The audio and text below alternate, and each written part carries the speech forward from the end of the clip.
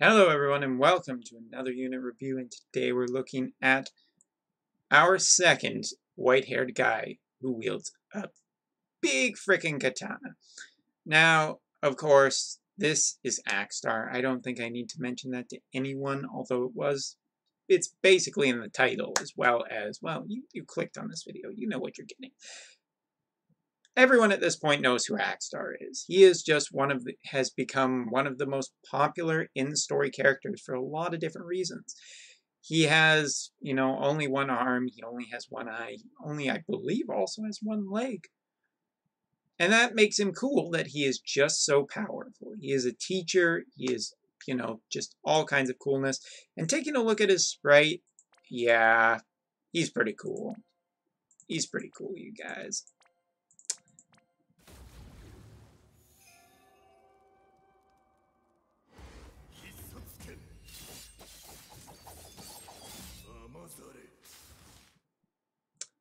Long story short, this character is a character that we have been waiting for a long time here on the JP side, and I'm sure that there will be many people on the global side who will start saving for him.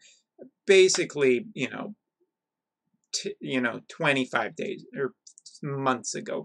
Point is that this has been a long-awaited character, and we waited a long time to get him. Is he worth the wait? Well, if you've seen any of my videos in the last little while, or any of the videos starting to circulate around the internet, or just you've talked to anybody on the JP side, you know that this character is the hotness. This is the character that everybody wants. I have been watching so many videos where people have been emptying their ticket stashes, not to get one of this guy, not to get two of this guy, but to get 4 of this guy. And even then, the greed is not enough. Akstar is so powerful that people want, I don't know, more than 8 copies. But the point is, he is insanely powerful. So today we're going to look at him in great detail, because he seems to be a character that is worthy of this great detail.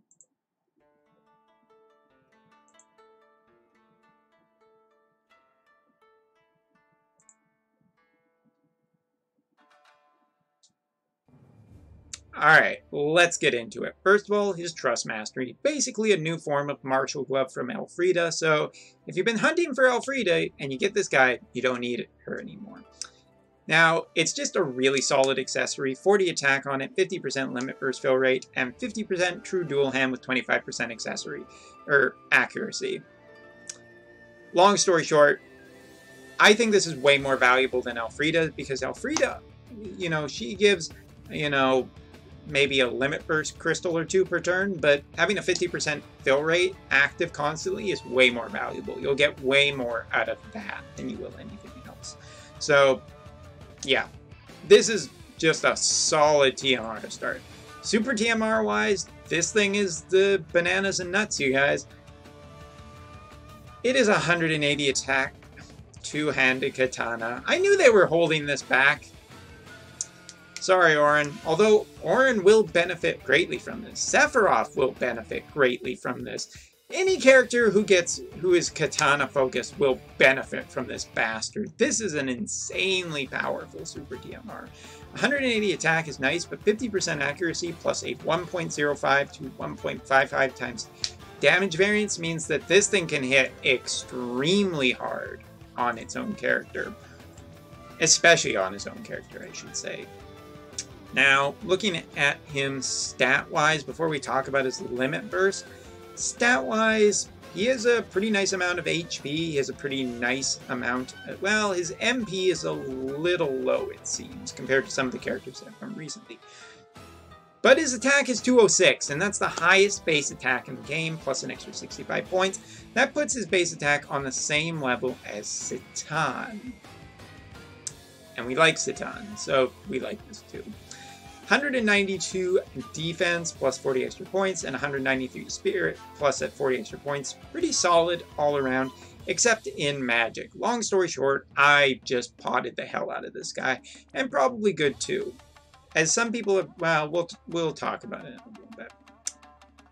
Now, his limit burst is very powerful. I wouldn't say that it's the second coming of CG Hayu's limit burst.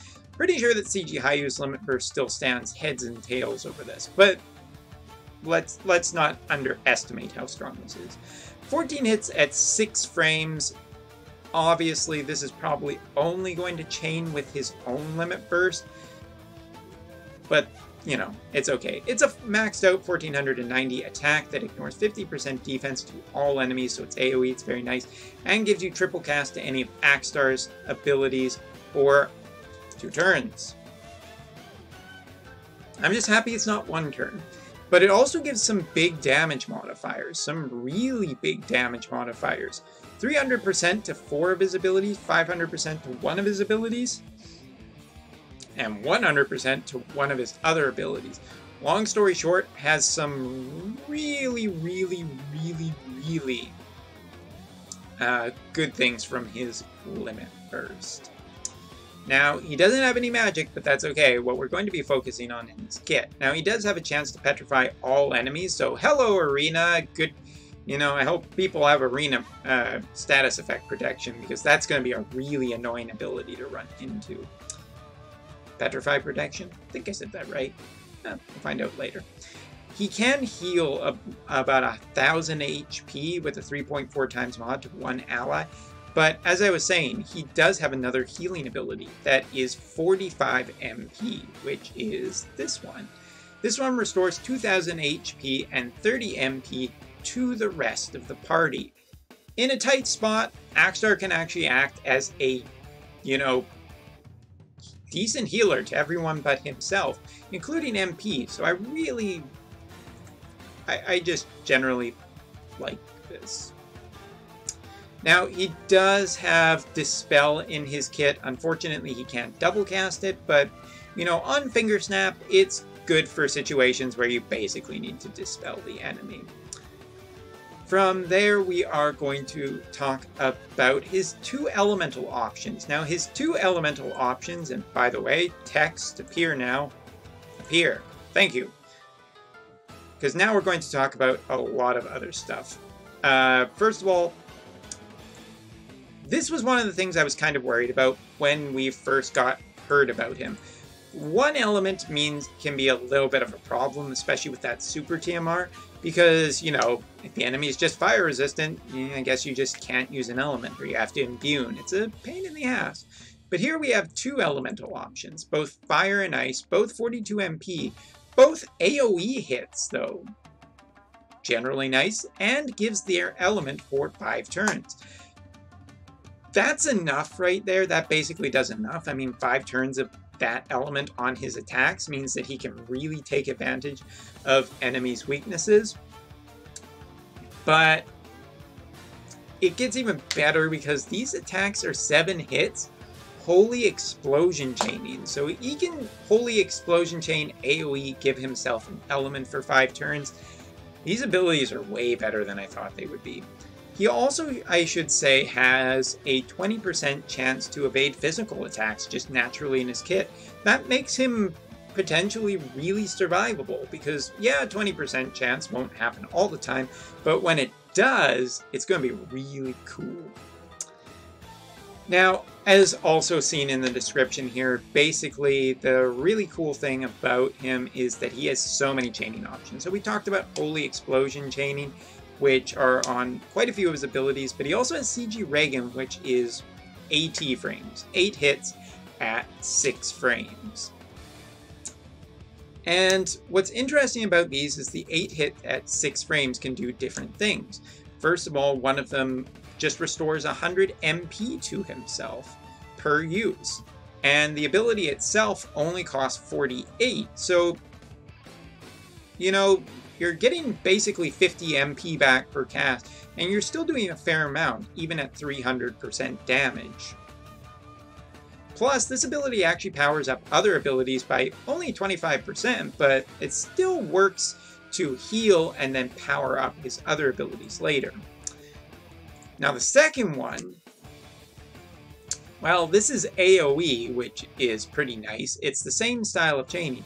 It's 280% to all enemies, where the other one was just, you know, single target, but this one gives that damage modifier to other abilities, but it restores his own HP and MP, and we're talking about 3000 HP and 100 MP. For 56 MP, again, Akstar can use a lot of MP, but he has the tools in his kit to totally regenerate his MP. Speaking of which, I do believe, if I saw that right, where is it?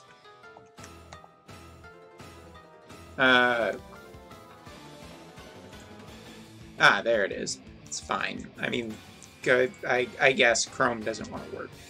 But his MP is really good because he does regenerate 10% MP per turn.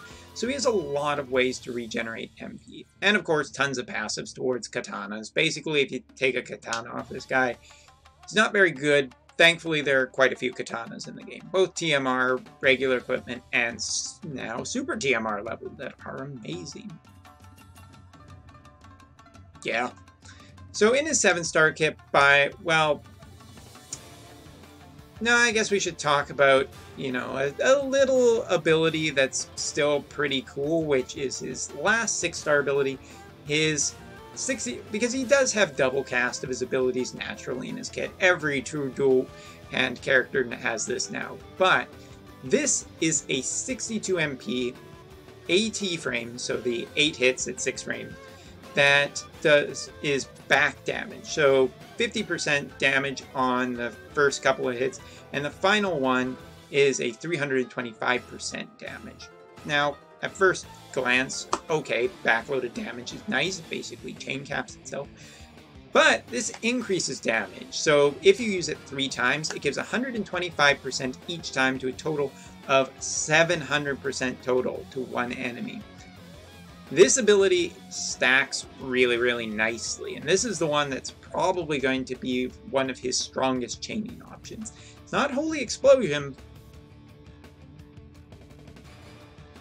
but it's fine. Oh dear God, is it beautiful. Now, by equipping his own TMR, where is it? It's hidden down here. He gets 30% attack and spirit, he gets 50% true dual hand, plus the extra 100% true dual hand naturally in his kit, and the 50% you'll get from his accessory. Basically means that you can build this guy incredibly easy to have 200% true dual hand without even touching anything. So 1 cloud materia and you're done. But he also gets a 30% chance to counter any physical or magical attack with a 1-turn use of triple cast. Now, this is very, very cool. Also because, I mean, chaining option-wise, just going back a little bit, this ability, a 58 MP, 8-hit, 8T frames, 230% ignore 50% defense to one enemy, and increase attack by 200% to the caster for 5 turns. This also gives him triple cast, so not only does it boost his attack by 200% for the next, you know, multiple turns, like for 5 turns, that's incredible, but it just gives him triple cast, so you can constantly be using this ability, have people that can chain with, and be buffing yourself and giving yourself triple cast every turn. It's not hard. And you can then just regen the MP. This is an amazing flexible kit. Now, his cooldown ability is available turn 1, 4-turn cooldown. Increases attack 250% for 5 turns. That's really cool. So you can just keep casting this ability forever.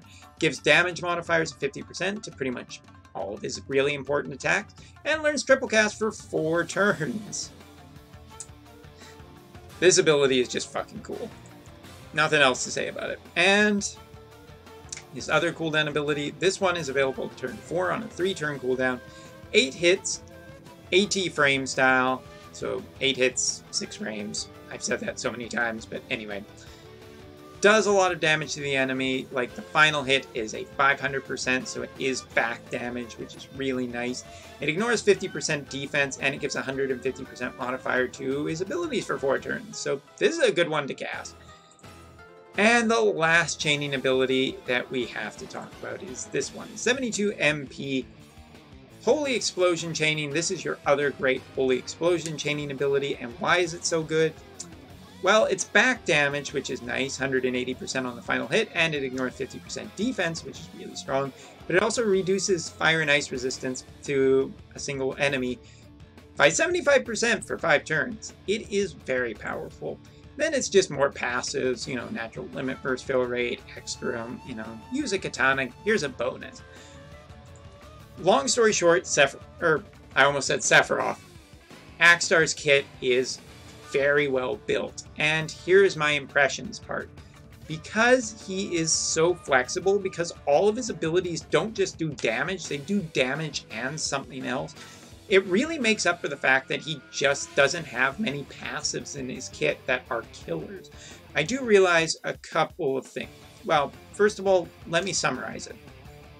Akstar is basically, you take Jet, Hayu, and Citan, put them in a blender, and you get Akstar. Most of the benefits, not all of them. He doesn't have Citan's natural passive killers, and also, which, work in some fights and do nothing in other fights. So, it's a little hard to really get excited about those too much. But the thing that he is missing on his, on that, his cooldown buff 250% attack, it would be nice if it was 250% for all stats like Citan has. That's definitely something that Citan has over this guy.